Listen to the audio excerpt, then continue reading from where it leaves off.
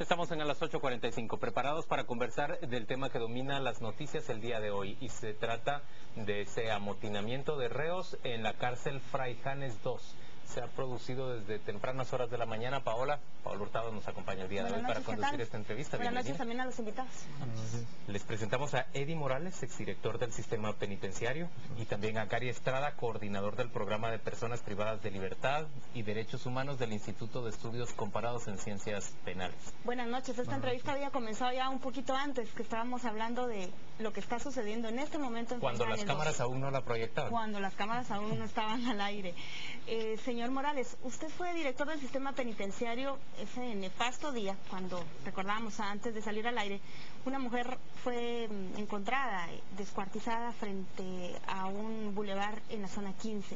Y fue una semana, recordábamos también, nefasta, en la que empezaron a morir asesinados trabajadores del sistema penitenciario porque reos del preventivo estaban en desacuerdo con medidas que se estaban tomando. Lo mismo está pasando hoy en Fray Janes II. ¿Le sorprende a usted o qué es lo que no es noticia de esto que estamos viendo? Mire, ahora? yo creo que hay que tomar en consideración muchos aspectos, y voy a partir de que no existe una política de Estado en el tema penitenciario. El tema penitenciario han transcurrido muchos gobiernos con anterioridad y nunca lo han tomado con importancia de primer orden. Y para ellos precisamente se requiere establecer una política de Estado en el tema penitenciario. Esto ayudaría mucho a que hubiera una continuidad de procesos y de proyectos. ¿Cuántos amotinamientos tuvo usted en su gestión? Nosotros tuvimos alrededor de 4 o 6 amotinamientos, hubieron 6, y hubieron alrededor de 30 ataques al sistema penitenciario durante mi gestión y 2 en mi contra específicamente. ¿Y cómo se explica que esos ataques hayan podido seguirse dando?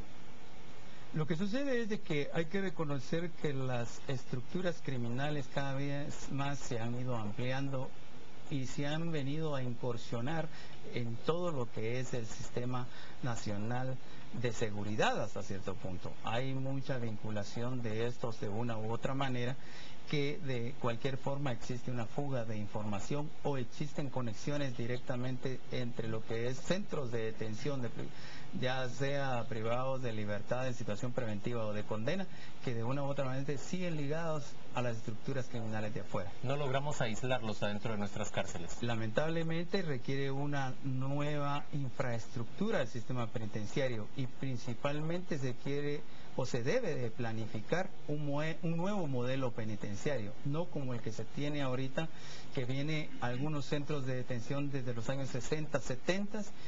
Hubieron algunos intentos en los 90 y la construcción de Fray Janes II que se hizo recientemente, que fue un fracaso.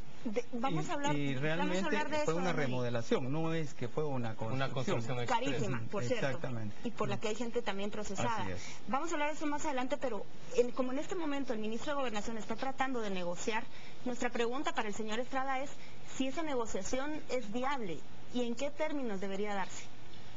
Bueno, es complicado. La negociación viable, tenemos que entender también, y aquí el licenciado Morales pues tiene experiencia, realmente es una situación difícil, sin embargo sí se puede dar una negociación, no hacia acceder a ciertos términos concretos como demandas de cambio de lugar, etcétera, ¿no? Pero el ministro expresa que él no está dispuesto a negociar, que no está dispuesto a ceder frente a los reos. Sí, sin embargo hay un elemento esencial, ya destruyeron toda la cárcel, digamos. Y ante esto hay una demanda muy concreta, salud, alimentación, mismas que no se estaban dando dentro de la cárcel. También hay que atender a esas demandas.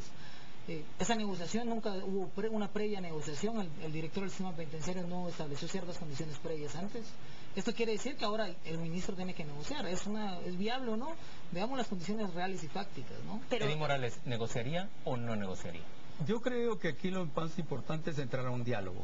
Nosotros siempre damos prioridad a salvaguardar la integridad física de los empleados penitenciarios. Tomando en consideración eso, la prioridad número 1 es eso, que en ningún momento vayan a dañar a algún empleado penitenciario, porque estas personas son capaces de hacerlo, definitivamente. Y a mí me sucedió como experiencia en una oportunidad de tomaron de rehenes a 2. Ya no fue negociación, sino que fue un diálogo el que se hizo, y a través de un grupo de resolución de conflictos llegamos entonces a un acuerdo, por decir, no negociación. Hay que tomar mucho en consideración y la gran diferencia en lo que es diálogo, negociación, pacto y acuerdo, que son 4 cosas muy diferentes. Nosotros siempre lo que hicimos es apertura al diálogo para tratar la manera de proteger la integridad física de las personas.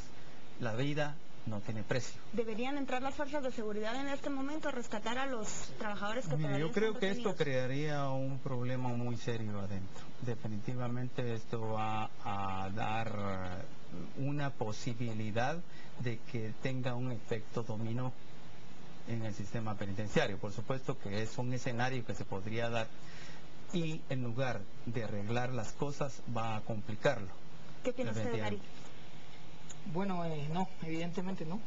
Creemos que todavía en esas áreas del mismo diálogo que se debe entablar en este momento, no es viable que entren las fuerzas de seguridad. Hay elementos también de importancia suprema, que es la vida, digamos. También se debe entender que el Estado tiene que garantizar la integridad de las personas que fueron retenidas, digamos, las 8 personas, pero también debe garantizar que esta situación se normalice y debe cumplir con los fines concretos del sistema penitenciario, mismos que no están cumpliendo en este Señores, los reos dicen que ellos son objeto de vejámenes tales como que los despiertan a las 3 de la mañana con un balde de agua fría, que son sometidos a toques eléctricos sobre su cuerpo.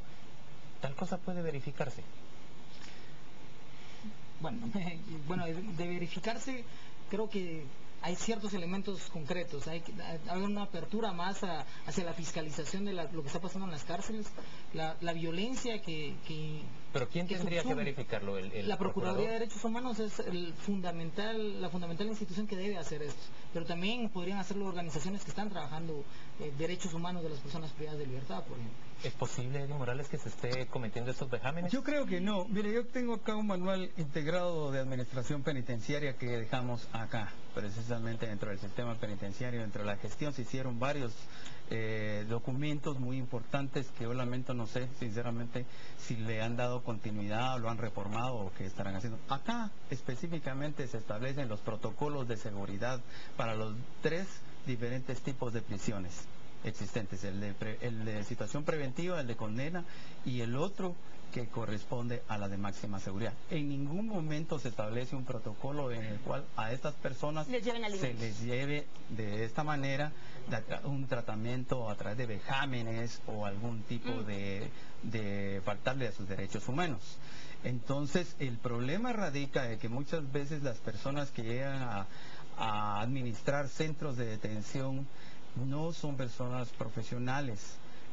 Para realmente administrar un centro de detención debe ser una persona con experiencia penitenciaria, y para eso se requiere precisamente un proceso de formación. Una pregunta sobre ese protocolo.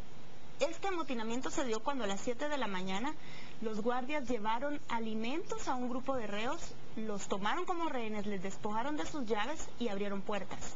Se rompió ahí un protocolo De seguridad que está específicamente acá. Entonces, si no es así, ¿cómo se les traslada comida? Es que lo que sucede es que por eso le decía, hay protocolos